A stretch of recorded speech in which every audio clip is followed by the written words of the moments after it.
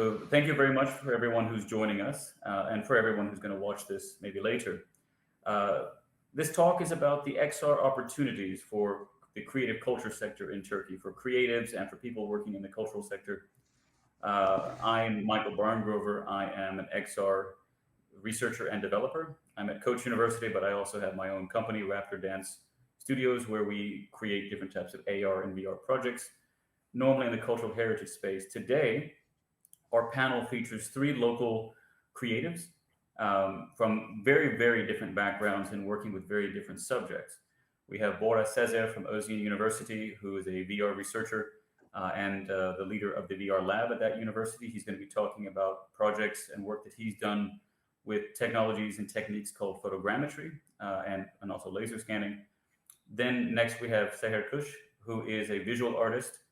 And so she's both a artist in 2D, but also an artist in 3D, and has worked, designed, and produced VR works before and exhibited in VR, international VR exhibitions. So she'll be talking a little bit about that experience and what these immersive technologies offer her as a creative, established, but looking at new mediums to work and exhibit in. And then last we have Selen, who is a performance artist and maybe a broad artist. It's maybe not the right thing to label her so simply, but she will be talking about pantomime and how this older performative techniques can actually be brought into VR, as well as other types of performance techniques that VR may advantage.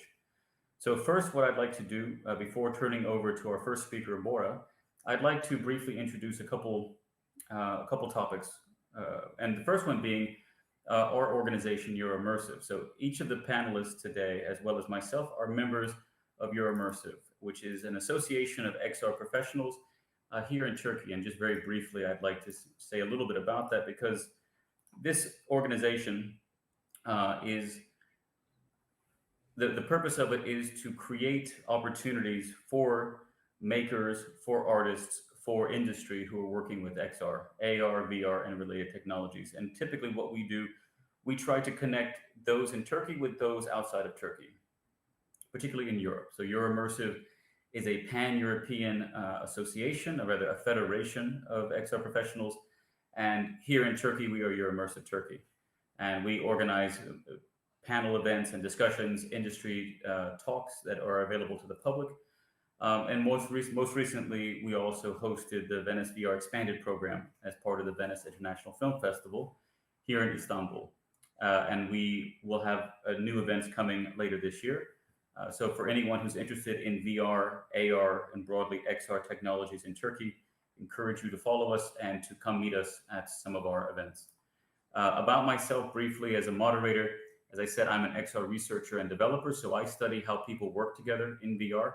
And these are examples of workshops that I've led during the pandemic time with professionals of various types, creatives of various types all over the world. And we're meeting in different VR platforms to work together, to brainstorm, to ideate, and to network. I also do a lot of photogrammetry, scanning around Turkey and in the United States, among other places. And this is a method that Bora is going to talk about in much more detail, probably. But it's an exciting technology, and I really just kind of want to set Bora up with some visual images to show just how many things, they can be small, they can be big, but this is an exciting way to capture the world around us and to share it. And so, Bora, I'd like to turn it over to you, as I think you have much more to say on this topic. So I'm going to load up your presentation, and we'll go. Okay, so Michael. Let's see. Thank you. That will be enough. Yes. I mean, this looks fine. So I specifically asked Michael to show this slide because I'm sorry. One second. Let me mute my microphone. Sorry. Yeah. Or maybe I can't. I'm sorry. Yeah. All right. Since this slide, I have no control over my own slide. I created a presentation, but it doesn't work here. So, not to just make things more clear, I will show this slide for the rest of the slide, or a couple more probably. So I want you to imagine that there is this girl in a country, and there is the pandemic, and she can't go to foreign countries. It could be because they are poor, because there is a pandemic, or simply her parents don't like to travel. In her case, it's if she's interested in other countries, foreign countries, seeing beautiful architecture and etc., it's extremely difficult to experience these places. But there is a way. So if she has a connection to a headset, a virtual reality headset, actually, she might experience a location, the presence being there from her own location. The trouble starts when you want to create environments that are historic. There are like permission problems, etc. But overall, the most important problem is the model itself, because you need to create the model of the historic place. In this photograph, you can see the Kora Church in Istanbul, which was recently converted into a mosque. And we were able to create the three-dimensional model of this place without doing modeling. And we use a technique called photogrammetry, which is actually also used in other industries, but newly. And it's extremely useful especially for photorealistic virtual reality experiences. The technique works as you take a lot of photographs of the same location, mainly using a scanning technique where the photos should overlap with each other, etc. There are some rules when you're doing it. And there are programs called reality capture programs, and they can take these images and convert them into three-dimensional models. It's an amazing experience, especially amazing because the environment is made up of photographs, and the photorealism is the best that it can be. And also the size and every detail reminds you of the same exact place. If there was a modeler that tried to do this, it would take like probably 10 times more for them to create this environment. So I explored virtual reality for a long time before I found out about photogrammetry, and eventually I felt like I actually hit the jackpot here. So I started checking more on this subject, working more on this subject, and I figured I should do some myself. And this technology is especially useful for museum experiences. In this case, imagine this little girl can actually go to this environment through virtual reality and has a total idea of what it is. Normally in life, we would, in all times, we would send a letter, make a picture, take a picture, or just take a video and send that. But it just doesn't give the same feeling as the presence being there when you use the photogrammetry together with virtual reality. So basically, what I like doing most is going to historic locations, enough photographs, a number of 1,500, 2,000 photographs, and create a 3D model of them and create those environments. So let me check my slides anyway.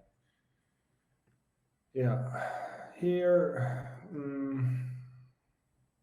can we go to the 6th slide, please? Michael, can we go to the 6th slide? Have you been able to open it? Let me check back. Yeah, here you can see how a 3D model is actually created through, this is an extreme simple explanation of how things work. Two different photographs, and they overlap with each other, and the model in the middle is the 3D model that is created.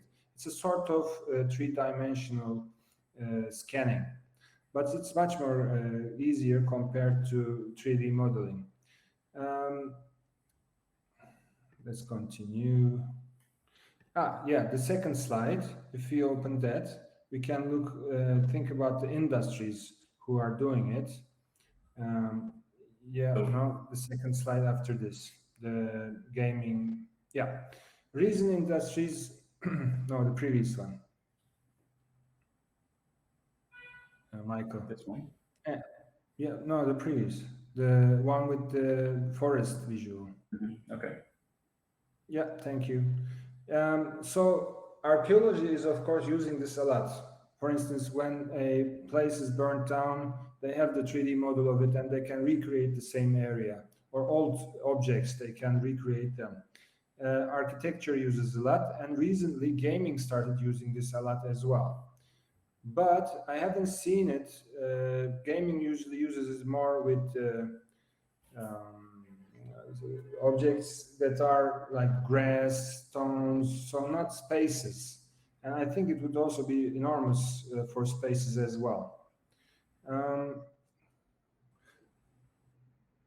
Let's check my PowerPoint. So what sort of equipment do you actually need? We can go to the 9th slide if you can. The equipments are simple. You just need a camera. With one single camera, you can create a whole model. You might want to use a drone, because the drone can go to places where you can't really record. So inside the dome, for example, or outside, you want to take pictures that you can't reach. You might also need some special lenses which block the lights that shine. It's called a polarizer lens, and that's it. Okay, but this method is not full bulletproof. It has some issues as well. For instance, it has troubles with reflective surfaces and same color walls, because it has difficulty overlapping the images when it's creating the 3D model. And that's obviously that's a problem. So there's like this sweet spot where this technique can be best applied. It's basically areas or places which have textures, very good textures, instead of reflective surfaces and the same color walls. So it won't work with modern buildings. Imagine a marketplace, or a place that has a lot of glass and mirrors, because once the two images need to overlap, the reflections are on different sides and it cannot actually overlap them. But the sweet spot is when you want to actually record or create a 3D model of a place that is completely stone, made out of stone, and has a very good texture. It will work fantastic. For instance, the Bora church we did with my colleague Elias Sarantopoulos. He's also a writer of the book Bora Church. We had tremendous luck because we only went there 3 times. We took lots of photographs, and eventually the 3D model had no issues at all. The workflow is like this. We go there, we take the photographs, we throw them into reality capture program, we create a 3D model. Following that, we ZBrush the model, we clean it up a little bit. Recently, we don't have to actually optimize it very much, because we can throw it to Unreal Engine 5, because Unreal Engine 5 now doesn't require optimization. You can basically show any sort of heavy things with the light, etc. And then we put other stuff, like being able to go around through laser teleportation, etc., etc. Of course, this has a very big future ahead, and I think artificial intelligence and deepfakes will also collaborate to the same immersive museum attractions. And that's basically it. Have I been talking for 10 minutes? I don't know. Yeah, that's no problem. All right, thank you very much, Bora. So next, I'd like to introduce Seher and to turn the floor over to her. Okay. Hi guys. Can you hear me? Yep, we hear you. It's Seher. I'm going to talk about my journey to VR and opportunities that I met in virtual reality as a designer.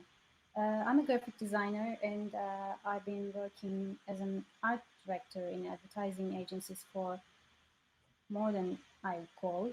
But by night, I kind of retreat myself to my tiny room and paint sometimes all night long. My works are predominantly dark portraits that depict profound insight of the real world. I create mostly in black and white and that explore emotions. And I use oils, charcoals, and sometimes etchings, etc. And I currently divide my spare time between virtual reality and my personal artistic projects. And I met virtual reality actually in 2014. It was in an advertising event. And it was not an application, it was an experience like walking on a wooden slab, as some of you remember that. But it was my first time and it was fascinating for me. After that, in 2018, and it was a quite sad story for me. Our fifth member of our family, our cat Luna, died, and she was nearly 15 years old, and it was it was quite sad moments for us. And she was everything to me. And suddenly I found myself in bed. I couldn't function at all, and I was in social media all day, avoiding cat videos, and which is quite impossible, as you know. And one day, I saw an open call from Koç University Mixed Reality Lab, and I remember myself vividly sitting up from my bed and thinking like, I can see her again, even if she's virtual. And at the end of the year, at the end of the education, me and my team managed to design an experience called Rainbow Bridge VR, which is a poem actually that I saw when she died. It says, I mean, basically when your furry friends dies, they go to a place called Rainbow Bridge and they wait for you there. And when again and cross the Rainbow Bridge together, we visualize this poem with a narration and interactions. And then we were in VR days and in Sona Festival, and it was the time that I think a new world opened for me, both mentally and physically. I say mentally because I was in a denial. I couldn't accept that, for a long time that she is gone. And I knew that I was aware of that was a grief process for me. But designing the environment of the experience for days and putting the 3D model of Luna in the scene and forcing myself to work on that project gave me the ability of comprehension, I guess. I mean, this healing part of virtual reality makes me even more excited as a designer. I mean, there are kids with cancer out there, and virtual reality is there to help them, to ease their pain. And there are soldiers with PTSDs. And no matter how abstract the virtual world around you, your mind is tricked to believing that you are there. I mean, in mind and body and soul. And this is a trick that is leveraged by PTSD treatment. For me, in my case, now that I see that virtual reality helped me to cope, I can say that. And a new world opened for me physically too. And I'm saying physically because I found so many opportunities in virtual reality as a designer. Like when we were working on Rainbow Bridge VR, I had an access to all the devices in the lab, all the applications in the headsets, of course. And so I started to use those applications to make 3D models. I'm not a 3D artist, and I never used software before to create a 3D model. But in VR, it's really easy to create, even if you are a beginner, a newbie. I'm still not a 3D artist, but I'm now able to create my own assets. And also there is this AR. We can have this. Everybody has smartphone, in their hands, and nearly everyone has a face filter in their gallery in social media. It's easy to create a face filter. People want to create something, and this is so cool for me. In the agency I work, our clients are aware of that AR is, making their products interestingly visible. So when we were, making a presentation, when we make a pitch about the marketing ideas of a campaign, usually it's full of AR ideas. I mean, with all this knowledge, I also attended one of the biggest VR exhibitions, VR Bern, last year. And it was a whole different experience for me, being there with the other great artists and exploring and walking in their artworks and seeing my art scene and flying over it together. It was all amazing. Long story short, I started to use virtual reality on my own projects. For example, painting in VR is so much fun. Even the pressure of the brush is feels real, and you have much bigger space, which I needed most, obviously. And VR is becoming, another tool, another medium for the designers and artists. Here in virtual reality, we have so many applications for everyone.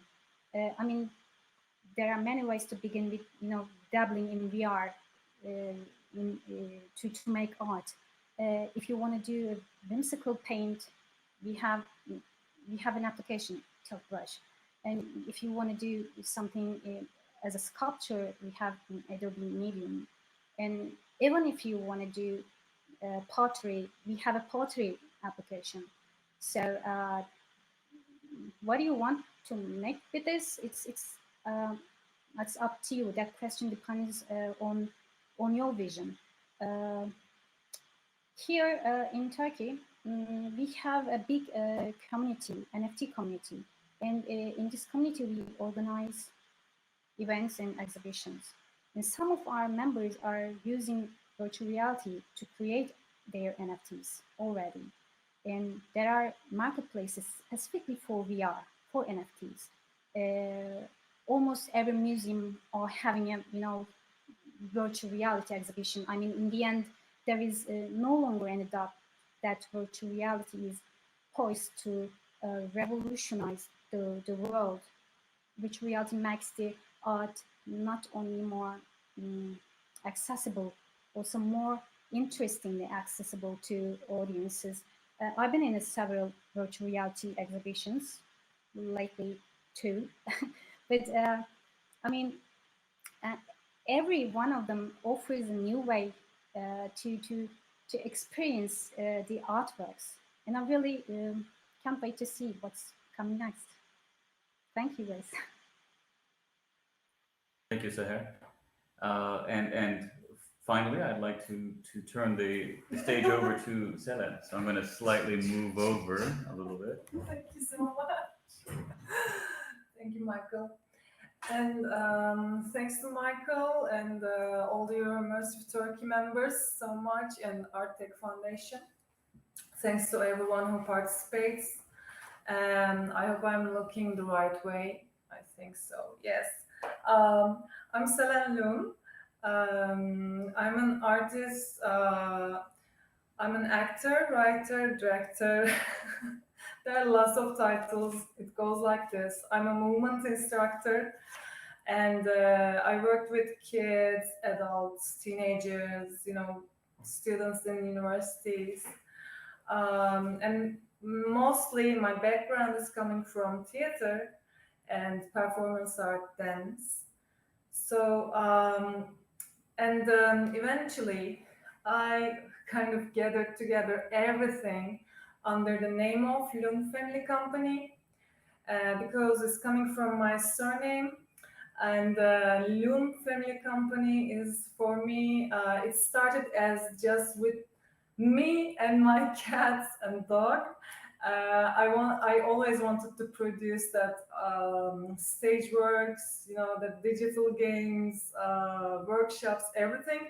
But in the very beginning, it was only me and my fur family. So I took that name as a startup. So, but right now it's kind of getting bigger, growing, because I'm taking that startup opportunity as a, gathering with all the independent artists, all the developers, designers, people like from your immersive Turkey, and create some good experience, some good art, some pieces, whatever we want to do. When we have the company is for that, when we have the good company, we can do whatever we want to do. And so this is why I took that name, Lung Family Company, because for me, reaching out to independent artists globally, independent artists internationally, it is so important, because otherwise, being an artist is already some kind of, has its shades, has its own dark parts. Because when you're an independent artist, you have to do a lot by yourself. This is why I have so many titles. But when you come together with people, when you find the right people, you are more free to create. You have more time to create what you want to create together. So this is kind of what it is, what Lung Family Company is all about. And with the pandemic, I was already working on VR since like 2000, in the end of 2018, beginning of 19. With a few friends, we were working at By VR first, working on creating some VR experiences. And I'm not a developer. I'm not coding, but in the sense of storytelling and sharing that stories and creating that pieces, that performance, or some kind of even little animation or films. I think all that XR technologies are so exciting because it's giving us another opportunity to create another layer, to share our own story and make it reach to more people, because like I said, in pandemic, especially for performance artists, theater actors, we had not much place left.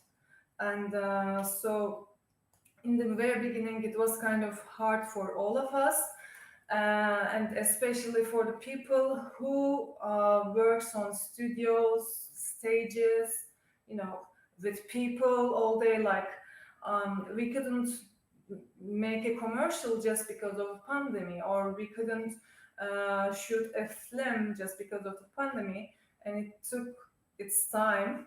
So I kind of started to expand my mindset and vision into game industry and game making, digital games, because I was feeling like if I stuck on like that mindset about, okay, I'm a performance artist, you know, I only create on stage or something, I can't expand the ideas and the work itself. So I kind of find that opportunities on XR technologies and also on game industry, that it can help us to connect more on international level. And I think, you know, if we open up ourselves, our projects, if we share what we want to do with the people, we can get more opportunity about kind of layering that work more. And you know, I love VR.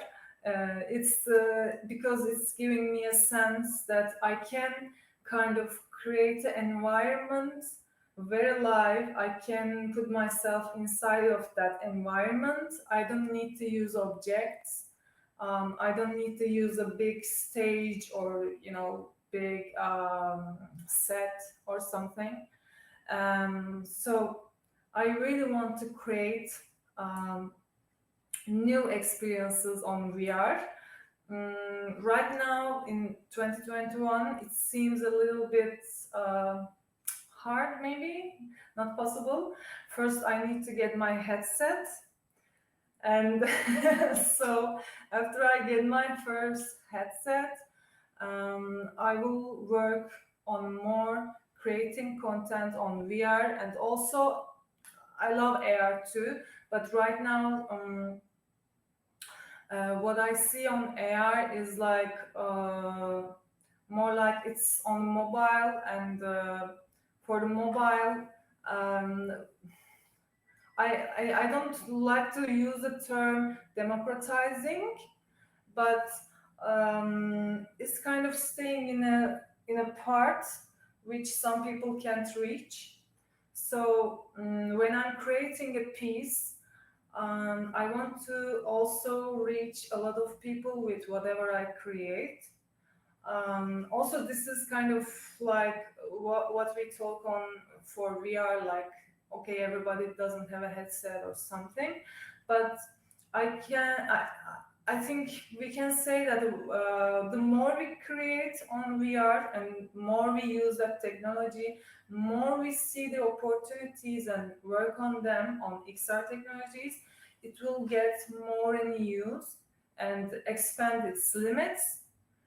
So I think it's too important. I also talk with my friends, like it's too important for artists to take their parts on that XR technologies too.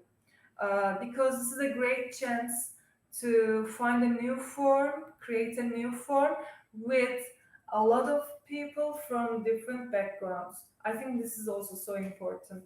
Like, I don't want to create a performance, for example, just with performance artists. I want to create that performance art with VR developer, AR developer, you know, a scientist, maybe a biologist. You know, it depends on the project. But I really want us to get together and in variety, sorry my pronunciation, but in that various platforms, we can use the technologies in a very, very expanded ways. So right now I'm also working on a workshop called XR Technologies and Pantomime, because I graduated from Istanbul University Conservatory Pantomime Department. So I'm a licensed pantomime artist too. And I also want to create a VR pantomime silent movie experience, you know. I hope, fingers crossed. But yeah, this is basically like I'm now creating, working on that XR technologies and pantomime workshop. And mostly I want to share this with everyone, because this is an interesting this is an interesting bond between pantomime and VR mentality.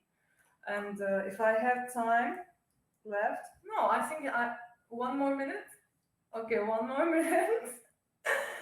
I think the bond between pantomime and VR is like when I'm making, I'm kind of showing a thing that I see only in my head.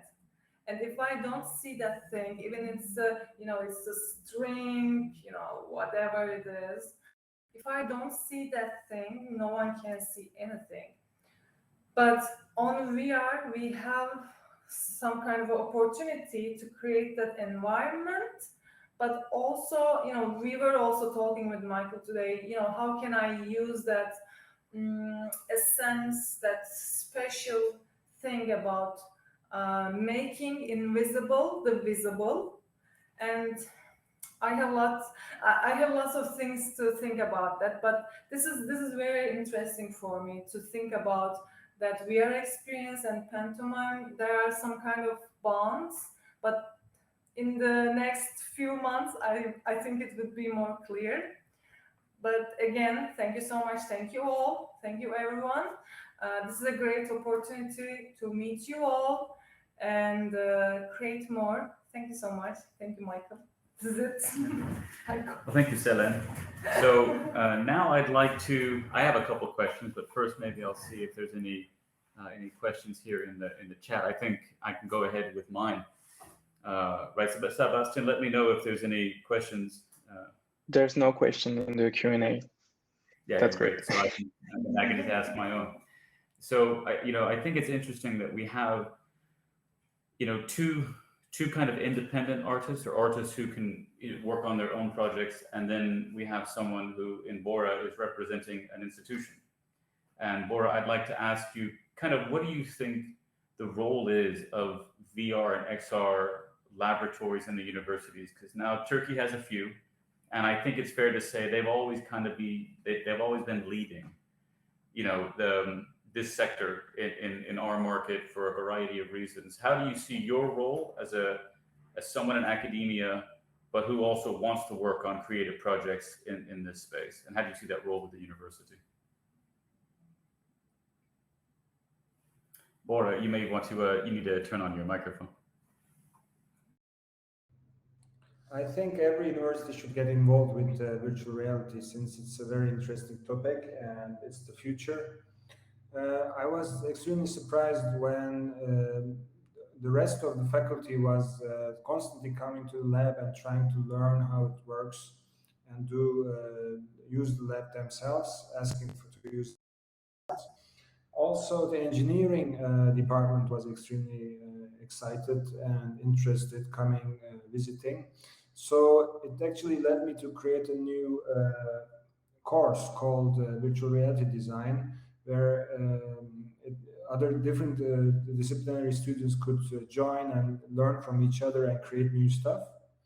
But of course, also being a part of an institution like our university was also very good for me in regards of taking permissions. For instance, when we went to Bora to record it, to take pictures of it, we needed permissions from the tourism ministry, and that was extremely easy. I know people who like to do photogrammetry around me, and some of them have difficulty getting into these places with the photograph machine, taking hours-long photographs just to scan it. And besides that, of course, being a laboratory created a very big synergy between other universities, such as Koç University and Yıldız Technical University, because they also have the same mentality when they want to create stuff. And I think that's basically the difference between being an institution and a work enthusiast, being an enthusiast yourself. Yeah, thank you. And so it's interesting, you mentioned these other universities, in Bahçeşehir University is the fourth one that had the first lab, which is where Seher, not Seher, but Selen was working. And even where I can say I got my start before moving over to Koç University a couple years ago. Seher, I'd like to ask you, because you have experience exhibiting with other internet artists you've never met before, right? These are artists, I mean, you've never met face to face, you know, and that's kind of an unusual experience, right? To exhibit with artists whom none of them have you ever met really before. Can you talk a little bit about that experience you had with VR Burn, which for those who are watching and listening, was an unofficial version of Burning Man, which took place in Wave, which was a platform for VR music and art in 2019, and then took place in VR chat last year in November. Yeah. So hey, what was that like to just be around all these artists who, you know, you've never met before? Oh yeah, it was amazing because you never met, yes, like you said, and after that you kind of meet those people, and you kind of meet those people in virtual reality every time.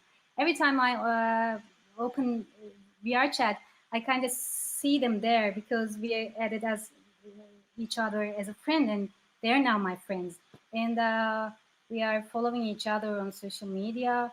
We are exchanging our knowledges about virtual VR, and they're also inviting me this year's VR Burn, and I'm also attending. And this year, when I talked to them, I actually said with them that I want to make something different this year. Like I'm going to, paint in virtual reality, tilt brush or medium, and then get those files to Unity and make them animate there.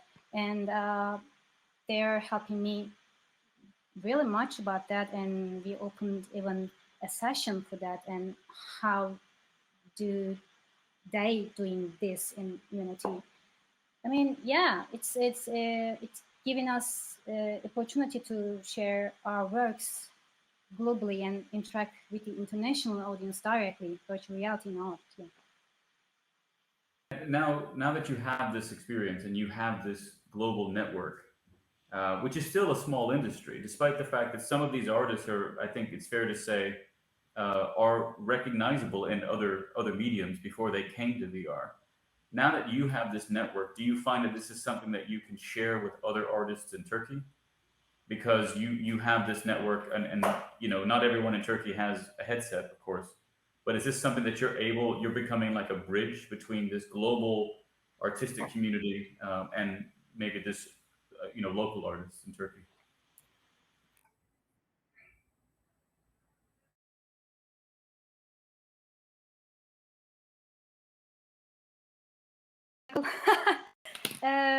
Like you're asking that how we are engaged. Okay. No, yeah. The question is, now that you have this network and you're part of this international community of creatives and artists, are you finding that you're a bridge now between local artists in Turkey who are interested in VR?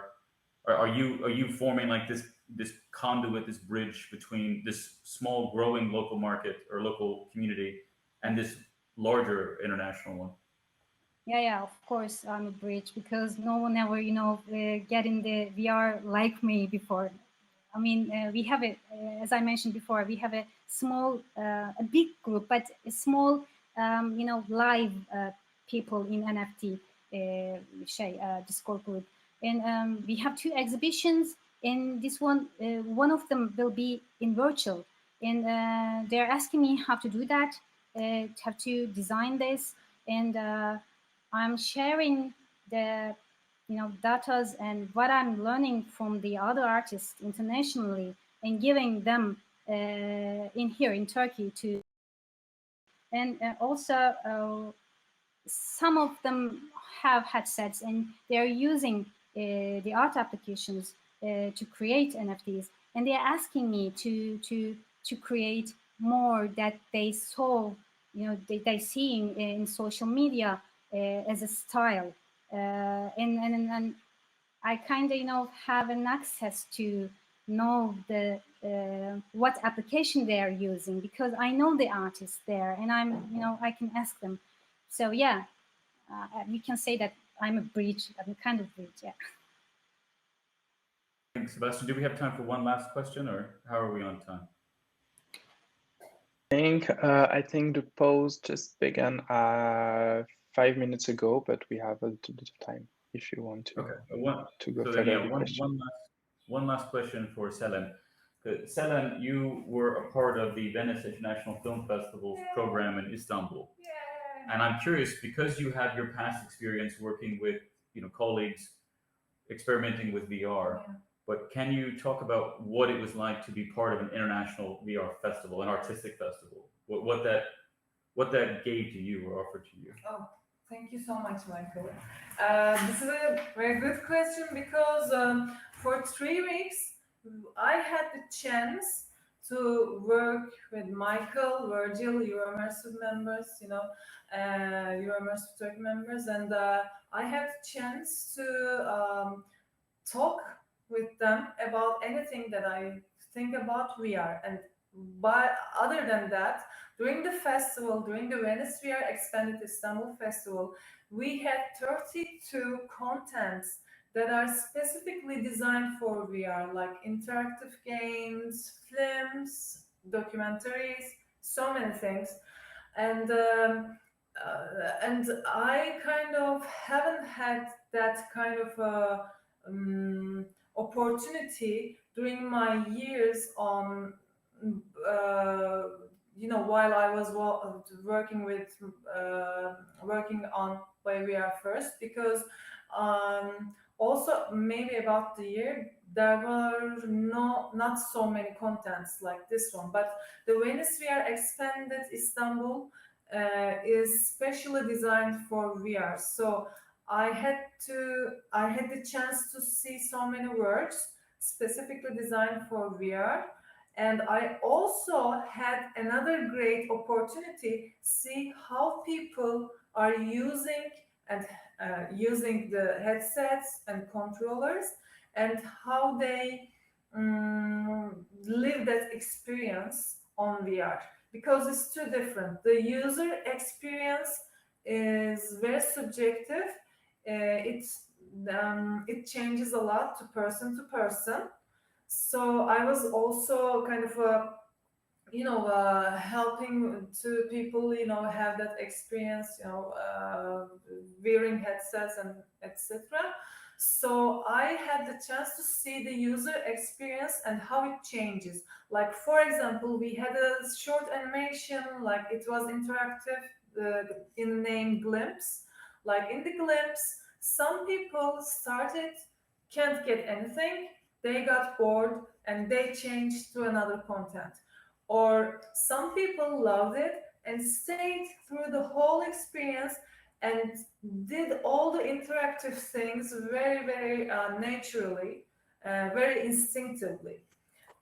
So the user experience was too important to see the user experience and how people are taking content and working on that. And so yeah, it was a great chance. Excellent.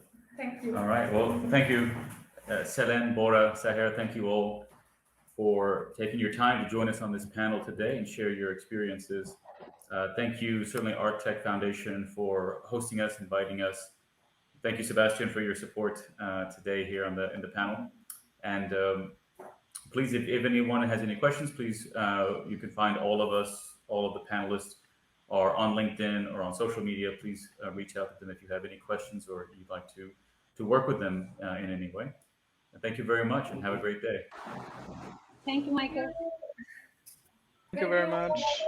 Thank you, Sebastian. Bye. Thank you. Bye.